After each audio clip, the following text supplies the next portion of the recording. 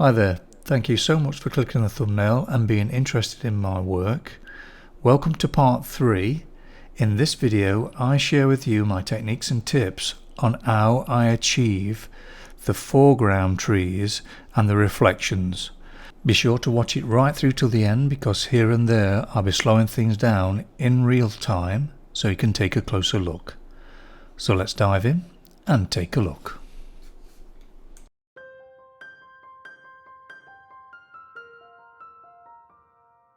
This is where we left it in part 2.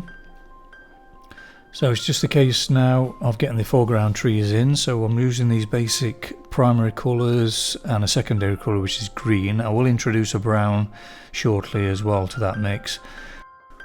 I feel it's always good to do an underdrawing, because what that does, it just reduces the tension, because you can play at this stage. It doesn't matter if things are not correct. Regarding detail, it's just a matter of just blocking in the shapes, getting an idea where things are. What I'm doing here as well, similar to what I've done on the other parts, is just using blue and white just to get an idea where the branches are. So that means then if I make a mistake, it just makes a sky colour, which is the reflection in the water. So it's just a matter of moving stuff around using two colours, white and blue, but then when you're happy with that, then you can go over with the brown later.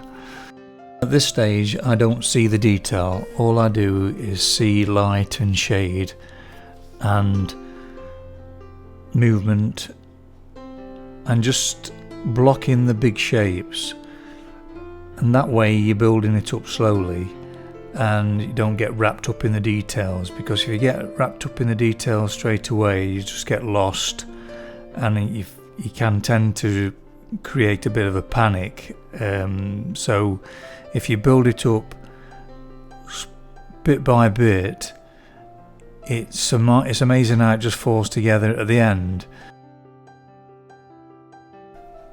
Now what I'm doing here is, in preparation for the really bright green areas, I'm using a neutral colour, more or less. It's like a flesh colour, but just sketching out where the actual foliage and branches actually go, but pay attention to what's behind the foliage as well. So I'm using a mixture of different tones, greens and browns, and this neutral colour, just to get a feel for where the branches are and what's behind the branches.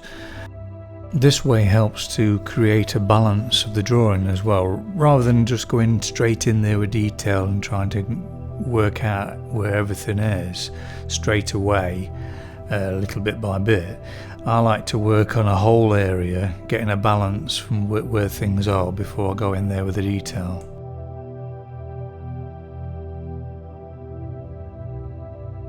Right, now on to the next coat. So the first coat is just a basic sort of underdrawing, but now I'm basically trying to get more an idea of values and correct the colour. So putting more colour in there, so richer colour, getting a feel for the values.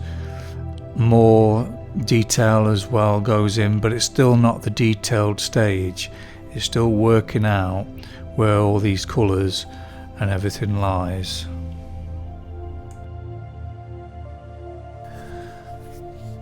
I tend to use 3 stages. One is the underdrawing, then the richer colour stage, and then the detail stage. So this is the richer coloured stage.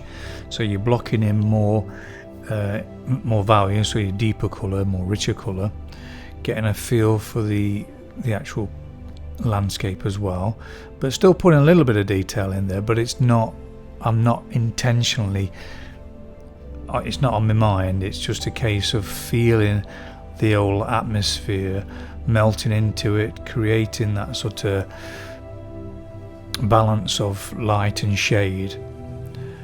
This way it really keeps you relaxed, and it's more fun as well, so you're not sort of beating yourself up thinking, well, it don't look like it, it looks blodgy and what the hell. But the thing is, this all helps in keeping relaxed, because you know it's not the detail stage, so you can just enjoy just putting all that colour on, getting these sort of values right, getting a feel for it, and enjoy the relaxation it creates, because you're not pressured of putting the details in. But when you actually come to putting the details in, that will become easier because you've done this. But without this stage, it would be quite difficult. If you're enjoying this video, why not subscribe? It's absolutely free, then you're sure not to miss any of my future videos.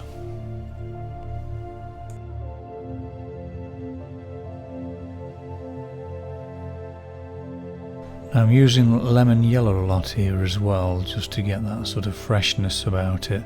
So I'm picking a really bright green, but then adding that lemon yellow to it as well, just to give that more zinginess. Now the shadow areas, now this area is the darkest part of the painting really, so to create the darkest darks I'm using brown, purple, and in some instance with a bit of black in there. So to create the really deep blacks is black, and then I use either a cold red or warm red to give it that depth. So you have to play about with the different reds. And shadows, when you look at reference images, tend to be darker. In reality, there's so much going off in the shadows, there's an energy about it, there's stillness. It's also a spiritual feeling to it as well in the shadows, if you really open your heart. So it's getting that sort of feeling of mysteriousness as well within these dark shadows. So it's not just a case of putting black in there, it's a case of getting that sort of feeling of space.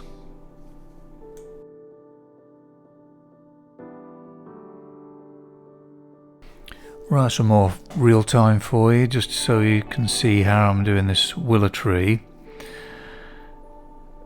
Again, this is not the fine details, but it's more than I would normally do on the second stage. But it's just a case of getting that shadow right, using the black, and then putting them reds in there with it, just to create this feeling of atmosphere like I mentioned earlier. It's just about just jumping in the deep end and just having a go really, and just playing about with different reds and blacks and browns until you get that feeling. If you would like to support my art and would like to see longer, slower and more in-depth videos, please join me on Patreon. The link is in description below.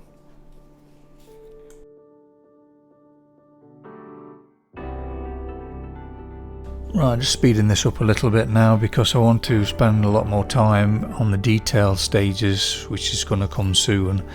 So I'm just showing here, blocking in on the reeds. There's a few flowers there I've just put a blocked in, which I'll put all the details in later on in this video. But basically just picking up some pencils out of your kit, just trying different shades, see what works, and you can always put the subtleties and refine it later. It's just a case of just getting an idea where things lie and a feeling for it, a movement for it.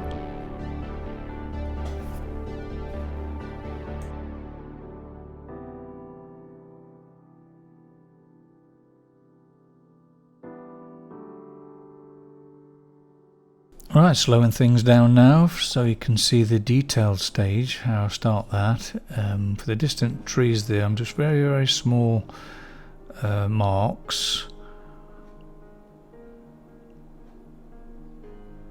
But what you find is the blocking you've done, all those different shades, with different pressure on this pencil now, this lemon yellow, creates different shades. So it's a case of playing about with the different pressures, and that creates the foliage. And if you really want a vividness in it, is to twist that with pencil, so you get quite a lot of pigment on. Then you can glaze over the top later with a bit of burnt sienna and such as that, but I'll show you that later.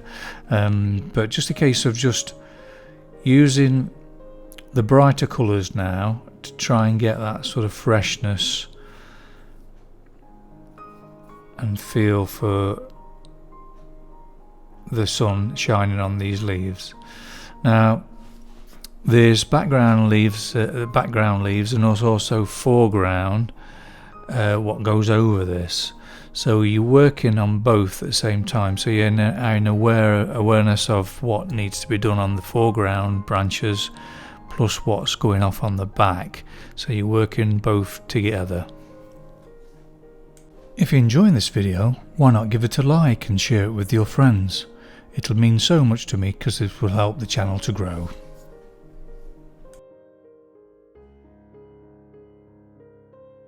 Something to be aware of is different temperatures of the greens as well, which can actually throw the eye back, so you actually sense that there's the landscape behind the foreground trees as well, so they're slightly less vibrant. So you can neutralise that by putting a little bit of burnt sienna. It throws it back a little bit, and also putting bits of sky colour here and there as well. It creates the eye to go through these bunch of trees here, because it can be a little bit overbearing really with all the branches and everything. So it's a case of getting that feeling of depth, and there's something behind these branches. Right, slowed things down again in real time for you, just to show you how I did these spring flowers.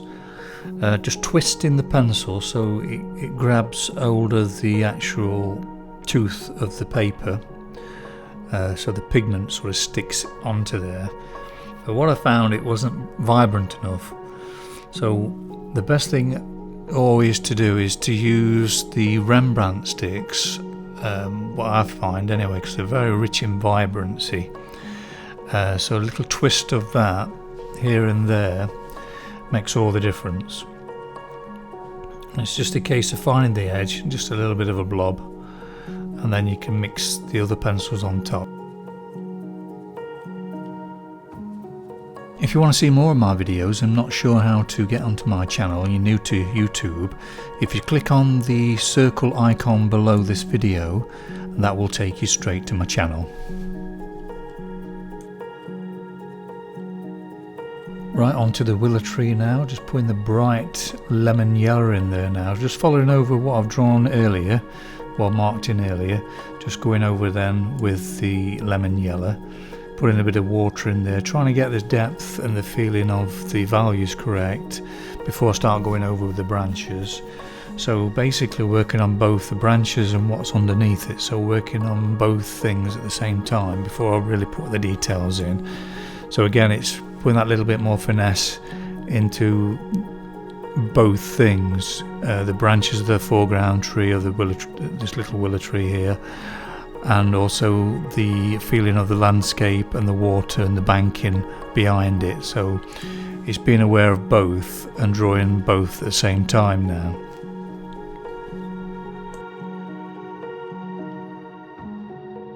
It's best not to think about this sort of thing as well. The way I approach things is to let go of the mind, open the heart, and connect to whatever you're drawing. In this case, with it being a landscape, I'm connecting to the energy, the feeling, the atmosphere, the space, and just dissolve, and I feel like I'm melting into it. And I imagine I'm actually standing there looking at the image, because I took this photograph, so I know the actual pond very well. So I sensed how I felt that day, the feeling of the atmosphere, and trying to get that sort of depth to it by making sure the drawing underneath these branches and that is still visible. So it's not just all a mess of branches, there's still some structure behind it all.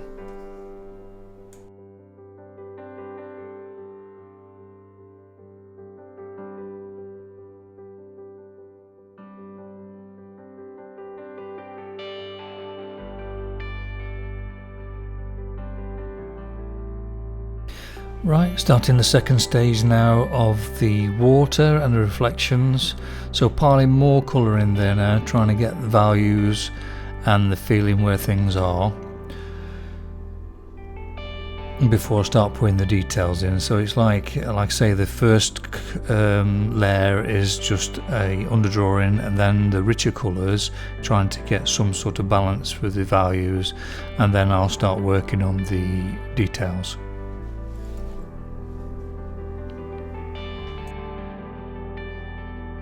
Now this makes it a lot easier now when you're starting putting the browns on the branches, the reflections, because you've already laid out the roadmap, so to speak, in blue. So it makes life easier then when you start putting the next stages on.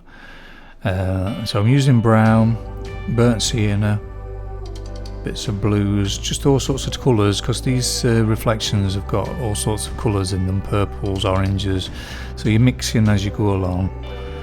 And just getting a feel for the reflectiveness of it. It's like a mirror type image of it, and also just to get that little bit of a breeze, like I mentioned in the other parts of the video, is to actually put a little direction mark horizontal as you're drawing the water, so it's little horizontal dashes, just to create that little bit of a breeze on the water.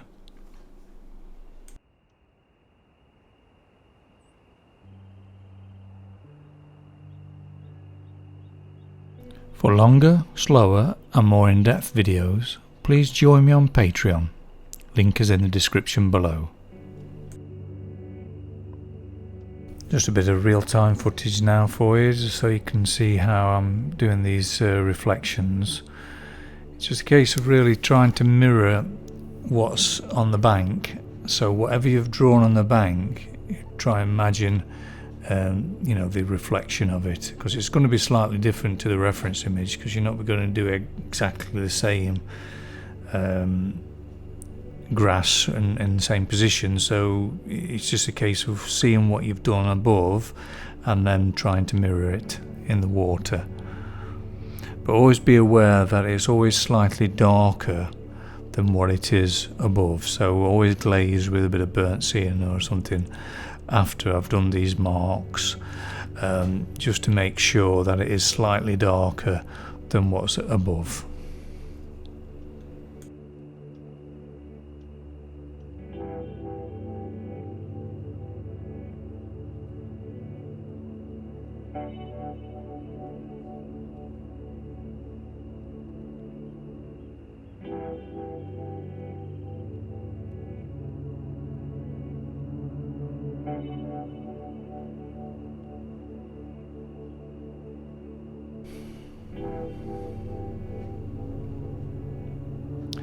I love doing water, it's the reflections, it's quite magical really, and especially near the bank, everything looks like jewels, so I tend to try and create that if I can, but the main thing really is to get those darks as dark as can be, because this is the closest to you, you see, so to create pictorial perspective and to give depth to your painting, the actual shadows closer to you is more darker, and then it gets bluer as it goes towards the horizon.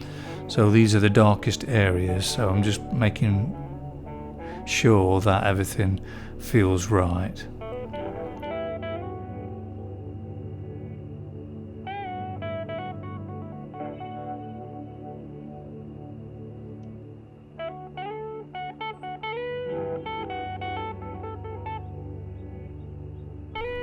As well as the darkest being this dark, also the brightest is the brightest closest to it as well. So these leaves here are more richer and vibrant, so I'm making sure that the foliage that's closer to me are richer, and then as it goes back it gets more subtler. So that's something to bear in mind. Hope you've enjoyed the video. Here's the painting at the correct angle rather than seeing it in perspective as it is on the easel. Thank you for watching the video right through to the end. If you found value in it and you liked the video, please give it a thumbs up. Appreciate it, would help the channel. Leave a comment and a message in the comments below. Let me know what sort of videos you want me to produce. I've actually left a couple of links here for you to click on, and to subscribe, click on the circle here. It's absolutely free, and then you're sure not to miss any of my future videos. Thank you so much, take care and be well.